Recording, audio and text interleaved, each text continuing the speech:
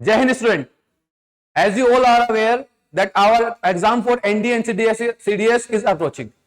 So आपने हर बार देखा होगा एक नहीं तो दो क्वेश्चन CDS और NDA में गवर्नमेंट स्कीम को लेकर आते हैं.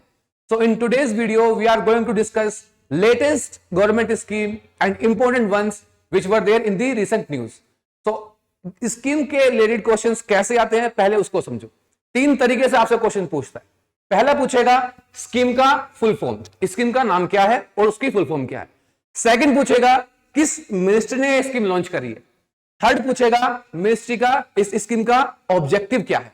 तो इस वीडियो में हम कोशिश करेंगे किस स्कीम का नाम, उसकी फुल फॉर्म, किस मिनिस्ट्री ने इसको लॉन्च किया और उसका ऑब्जेक्टिव क्या हुआ. बस आपको ये वीडियो अंत तक देखनी है. देखने के बाद इसको एक बार रिवीजन के तौर पे आप देख लेना एग्जाम से पहले, और आई होप इसी वीडियो से आपको दो नहीं तो तीन क्वेश्चन पक्के मिल जाएंगे. तो शुरू करते हैं आज की वीडियो. Government scheme. देखो पहली स्कीम हमारे सामने मिशन कर्मयोगी. अब क्या करेगा वो, यूपीएससी में आपसे पूछेगा mission Karmayogi which was recent in the news is the scheme for which sector. So आपको घबराना नहीं है, ये है आपकी mission Karmayogi is the national programme for civil services capacity building. जो हमारे सिविल सर्वेंट हैं कैसे हम उनकी कैपेबिलिटी को एनहांस करें, कैसे हम उनसे ज्यादा से ज्यादा काम निकलवाए जो कि हमारे समाज, हमारे भारत देश के लिए इंप्रूवमेंट लाए. तो देखो इसके लिए अगर आपको स्कीम का नाम भी याद नहीं है तो ये जो आपके सामने इमेज बनी है इसको अपने माइंड में उतार लो, यहीं से आपके क्वेश्चन सोल्व हो जाएंगे. देखो जैसे इमेजिनेटिव एंड इनोवेटिव. सपोज आपके सामने कहीं गवर्नमेंट के सामने कहीं पे भी नेचुरल डिजास्टर हो जाए, कोई आपदा आ जाए, उस आपदा के बाद कैसे लोगों को इवैक्यूएट करना है, कैसे लोगों को वहां से शिफ्ट करना है, ये सब काम होंगे आपकी इनोवेशन एंड इमेजिनेटिव स्किल्स के अंदर. कि आपका डीएम, आपके एसएसपी या आपके एनडीआरएफ की टीम के लीडर्स कैसे चीजों को संभाल पा रहे हैं. फिर आपकी प्रोएक्टिव एंड पोलाइट. कोई भी सिचुएशन हो उसको कितनी जल्दी हम एक्टिवली उससे मेजर करें और साथ ही साथ अपने पोलाइटनेस के बिहेवियर को भी बढ़ाएं. आपने देखा होगा कि जब भी हम किसी एसपी, एसएसपी या फिर किसी भी पुलिसमैन के सामने जाते हैं तो सबसे पहला मोटिव आता है उनका बिहेवियर. सो कैसे उनके बिहेवियर को हम पोलाइट करें ताकि वो भी एक तरीके से हमारे साथ ह्यूमैनिटेटिव वर्क करें. फिर आपका प्रोफेशनल एंड प्रोग्रेसिव. क्या आप अपनी पोस्ट के लिए प्रोग्रेसिव हैं या जिस प्रोफेशन में आप हैं क्या आप उसके लिए कैपेबल हैं. तो ये चीज आपकी प्रोग्रेसिव एंड प्रोफेशनल चीजों में देखी जाएगी. फिर आपका क्रिएटिव एंड कंस्ट्रक्टिव. आपका जो टाइम है आप उसको कितना मैनेज कर पा रहे हो, इंप्लीमेंट कर पा रहे हो और आप अपने देश के लिए कितना संघर्ष कर पा रहे हो. फिर आपकी ट्रांसपेरेंट एंड टेक इनेबल्ड. आपको पता है जो आने वाला टाइम है टेक्नोलॉजिकल ड्रिवन है. सो हमारे कुछ आईएएस ऑफिसर्स, आईपीएस ऑफिसर्स अभी भी टेक्नोलॉजी को उतना इंप्रूव नहीं कर पाए, इतना एक्सेप्ट नहीं कर पा रहे. सो आप इससे ट्रांसपेरेंट एंड टेक इनेबल बन सकते हो. लास्ट है आपका एनर्जेटिक एंड इनेबलिंग. आप अपनी कर्तव्य से निष्ठा को निभा रहे हैं या नहीं निभा रहे हैं, कितनी एनर्जेटिक आप काम कर पा रहे हैं या नहीं कर पा रहे. सो बेसिकली हमारा मिशन कर्मयोगी क्या है, जो हमारी ब्यूरोक्रेसी है, हमारे ब्यूरोक्रेट हैं, आईएएस आईपीएस ऑफिसर्स हैं, कैसे हम उनको फर्दर उनके काम में इंप्रूव कर पाए. चलते हैं हम अपनी नेक्स्ट स्कीम की तरफ. ये आपका पीएम स्वनिधि. जैसा मैंने आपको स्टार्टिंग में बताया, सबसे पहले तो आपके लिए यही इंपॉर्टेंट है कि ये स्वनिधि की फुल फॉर्म क्या है भैया. यूपीएससी पूछेगा स्वनिधि स्टैंड्स फॉर. अब इसमें निधि आ रहा है तो कुछ बात में समझ लेना. स्वनिधि समझो. देखो full form of PM Svanidhi, prime minister street vendors Atmanirbhar Nidhi. हमने देखा है पिछले 2 साल से इंडिया ने क्या, पूरे वर्ल्ड ने एक कोविड लाइक सिचुएशन फेस करी है.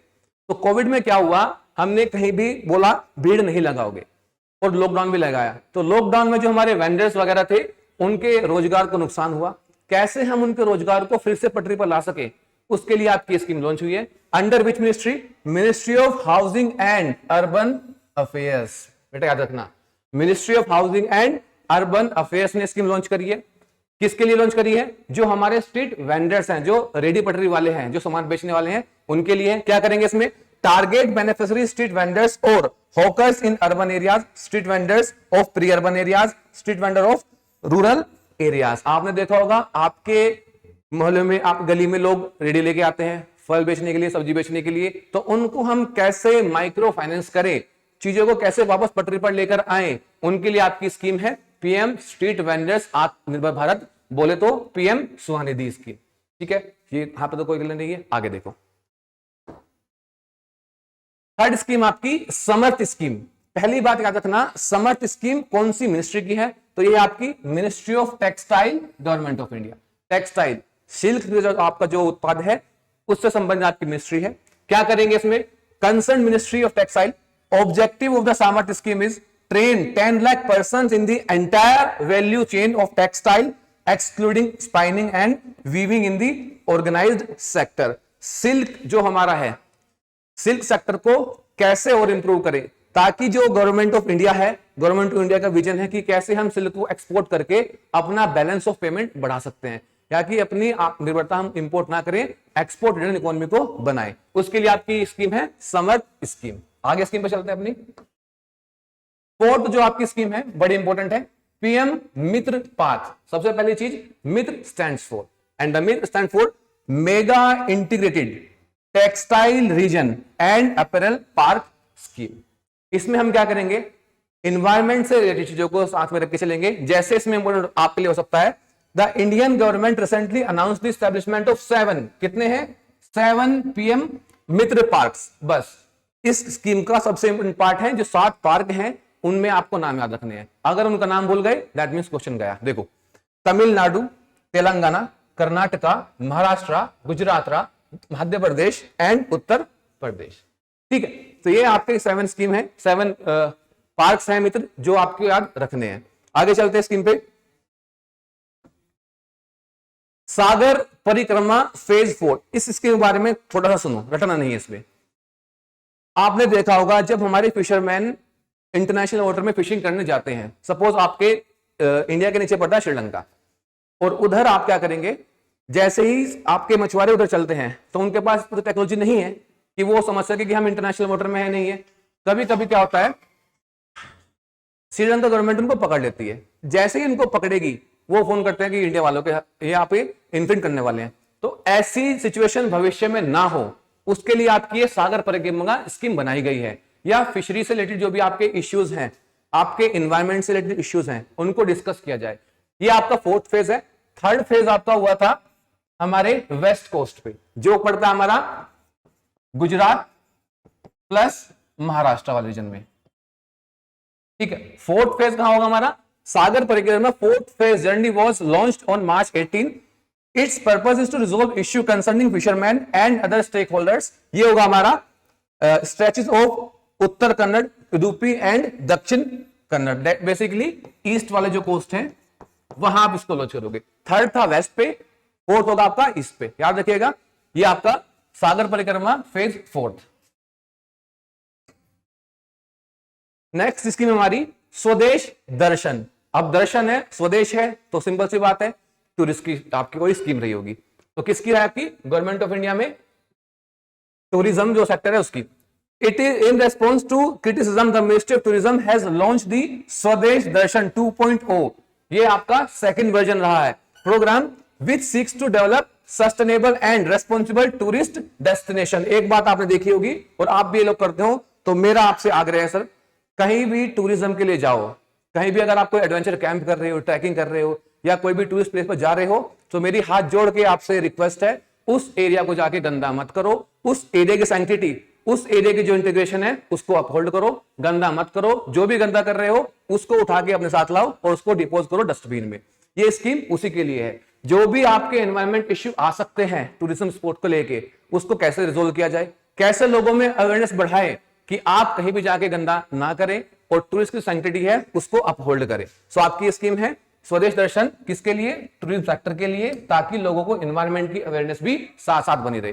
सेकंड जो हमारी है Vaibhav fellowship scheme, very important. CDS वालों अलर्ट हो जाओ, स्कीम आपके एग्जाम में आने वाली है। पहली बात, फुल फॉर्म वैश्विक भारतीय वैज्ञानिक समिट, समझ गए होंगे, मिनिस्ट्री ऑफ साइंस की स्कीम है। In honour of national science day which is celebrated on February 28। Second question बन सकता है, science day was celebrated on 28 December।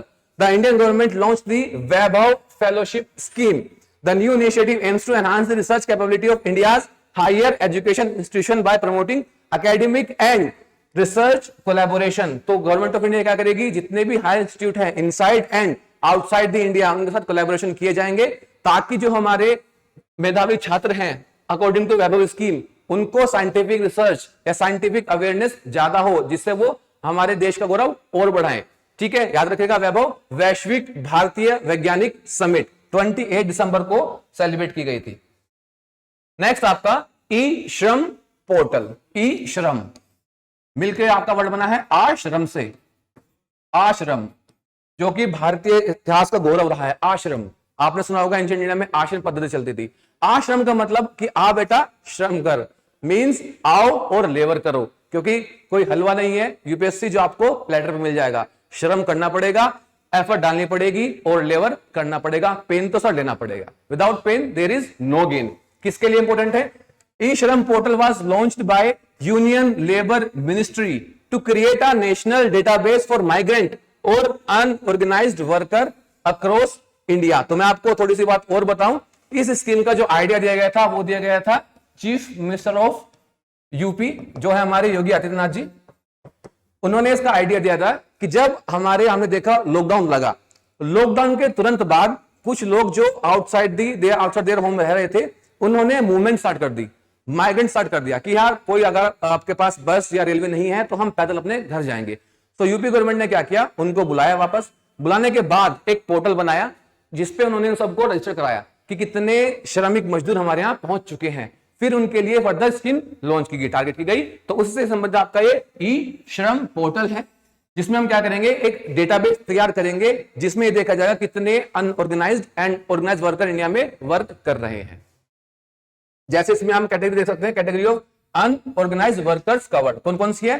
Construction worker, आपने देखा होगा साइट चलती है तो वहां पे मजदूर चलते हैं कंस्ट्रक्शन वर्कर में, कोई ईंटें पकड़ाएगा, कोई सीमेंट पकड़ाएगा। फिर हमारे माइग्रेंट वर्कर, ये बहुत प्रैक्टिकल फीचर रहा है इंडिया का कि किसी भी जगह से लोग माइग्रेट होकर दूसरी जगह पे जाके काम करने लगते हैं, तो migrant worker. Gig and platform worker, तो एक वर्ड है बेटा गिग, इसको समझना। गिग वर्कर वो होते हैं जो किसी भी संस्था में ऑर्गेनाइज्ड नहीं होंगे लेकिन टाइम टू टाइम अपनी सेवा देते रहेंगे। दैट मीन्स किसी पर्टिकुलर सेक्टर में अवेलेबल नहीं है लेकिन जब भी जरूरत पड़ेगी अपनी सेवा आपको दे देंगे। जैसे कुछ आपने नाम सुना होगा, आप उसमें बोलते हैं फ्रीलांसर, फ्रीलांसर्स जो काम करेंगे घंटे के हिसाब से और पैसा लेके जाएंगे, किसी संस्था में अपने आप को रजिस्टर नहीं करेंगे, सिर्फ फ्रीलांसिंग करेंगे। फिर आपके स्ट्रीट वेंडर्स, तो आपको याद है स्ट्रीट वेंडर की एक स्कीम हमने पीछे करी है। डोमेस्टिक वर्कर जो घर के काम करते हैं, झाड़ू पोछा करना, खाना बनाना, ठीक है, छोटे छोटे काम जो आप घर के होंगे, डोमेस्टिक वर्कर्स में कवर्ड होंगे। Agriculture worker, very important, agriculture worker. India में एग्रीकल्चर वर्कर की एक तरीके से डिस्गाइज रहती है, मतलब जहां पे जरूरत नहीं है वहां भी आपके एग्रीकल्चर वर्कर मिल जाते हैं। यानी कि छोटा काम होगा लेकिन काम करने वाले बहुत रहेंगे। अगर काम करने वाले बहुत रहेंगे दैट मींस क्या, वेजेस की कमी होगी, तो आपके वेजेस कम किए जाएंगे। लेकिन ई श्रम पोर्टल पे आपको कैटेगराइज कर दिया गया कि ये हमारे पास काम करने वाले लोग हैं। अदर ऑर्गेनाइज्ड वर्कर्स, वो संस्थाएं जहां पे हम गवर्नमेंट ऑफ इंडिया के पास डेटा नहीं है, जैसे आपके छोटी मोटी टी शॉप हो गई, चाय की टपरी हो गई, कितने लोग काम कर रहे हैं नहीं पता, आज यहां कर रहे हैं कल कहीं काम करेंगे। सो ये होंगे आपके अदर अनऑर्गेनाइज्ड वर्कर। सो ये कैटेगरी याद रखना, इस श्रम का पोर्टल को याद रखना, कौन कौन से इसमें संबंधित है वो याद रखना।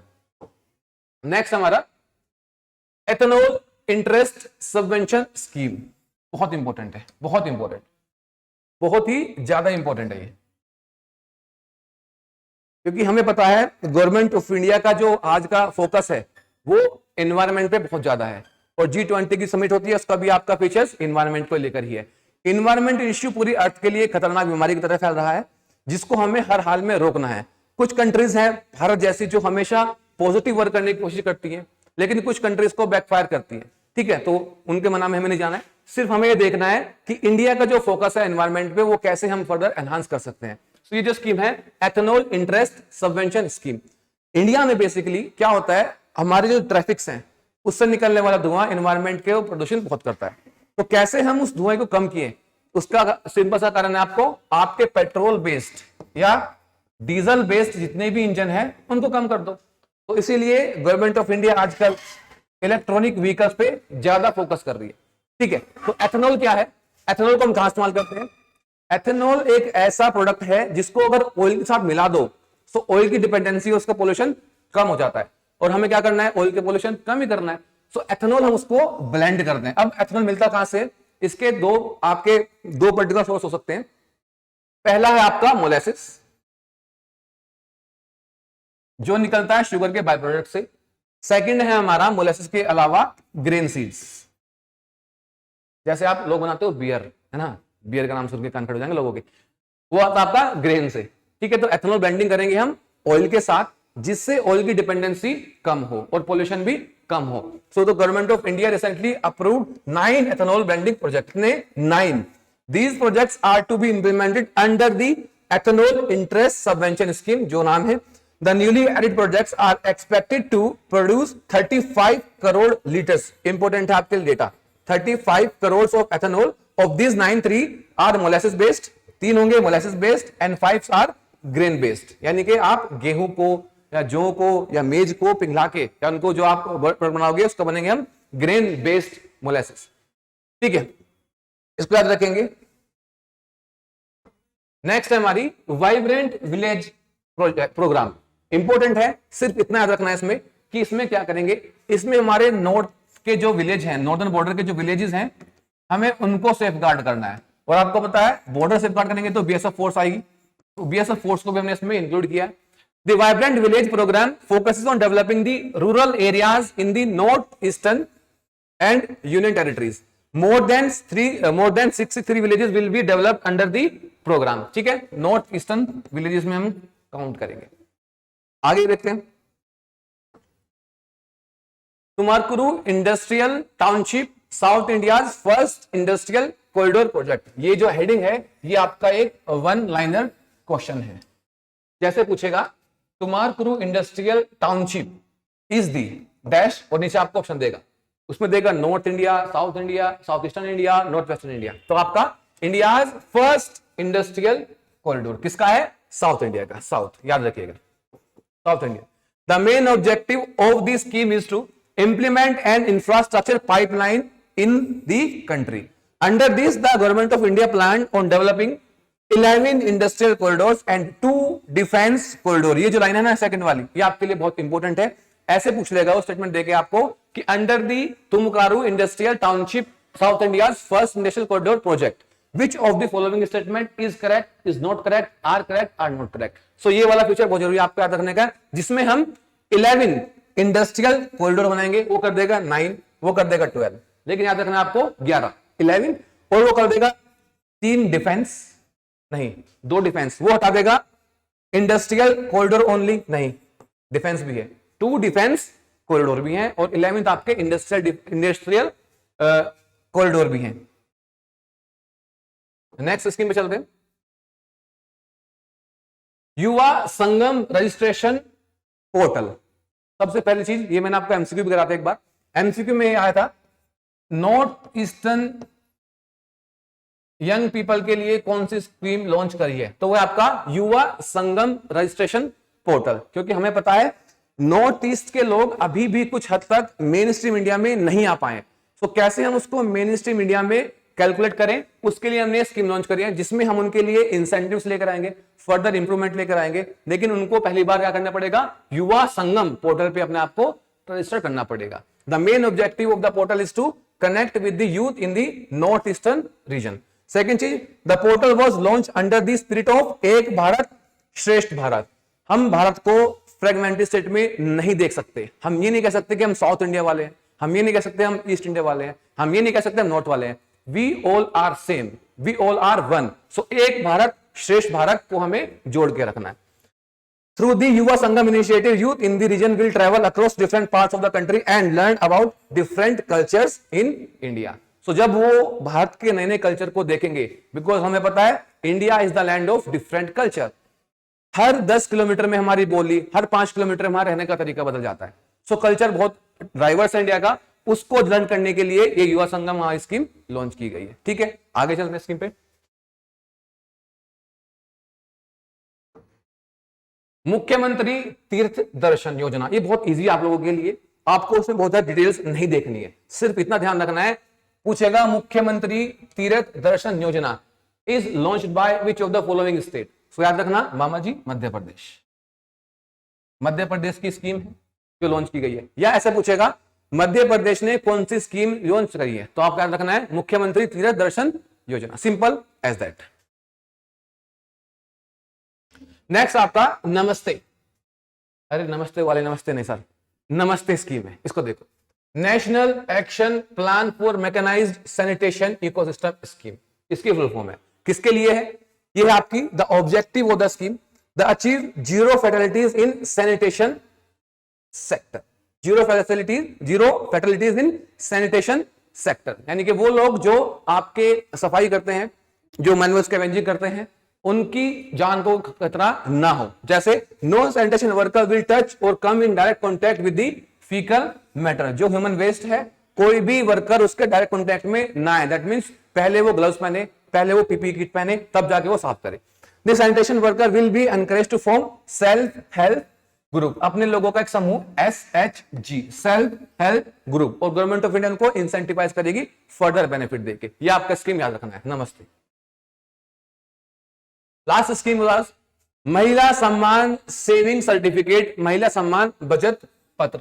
जब इस बार हमारा बजट पेश हुआ, ठीक है, हमारे फाइनेंस मिनिस्टर ने पेश किया बजट, उसमें यह बोला गया कि आपने देखा होगा अपने घरों में जो भी आपकी मम्मी, ताई, चाची या दीदी जो है घर में, वो क्या करती है, पैसा बचा के किचन के डब्बों में रखती है। कोई दाल के डब्बों में रख देगा, कोई चावल में रख देगा, कोई चीनी में रख देगा, पता लगा चाय में चीनी डालने और उसमें 5 का सिक्का निकल गया, है ना।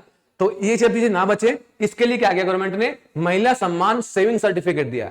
उनको इंसेंटिव मिलेंगे जब वो अपना पैसा बैंक अकाउंट में सेव करेंगे। तो क्या लिखा है इसमें देखो, महिला सम्मान saving certificate is a newly small saving scheme introduced by the Indian government in the budget 2023 aimed at empowering women and girls. हमारी महिला जो सम्मान बचा के रखी, पैसा बचा के रखी, उसको कैसे बैंक अकाउंट में सेव करना है, उसकी स्कीम है।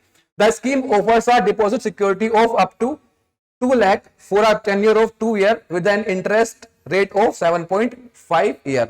2 लाख तक रुपए यूज कर सकते हो, 7.5% इंटरेस्ट मिलेगा 2 साल के लिए। इस बीच अपने पैसा निकालना चाहो निकाल लो, लेकिन इंटरेस्ट फिक्स रहेगा आपका 7.5%, ताकि डब्बों से निकाल के बैंकों में पैसा पहुंचे।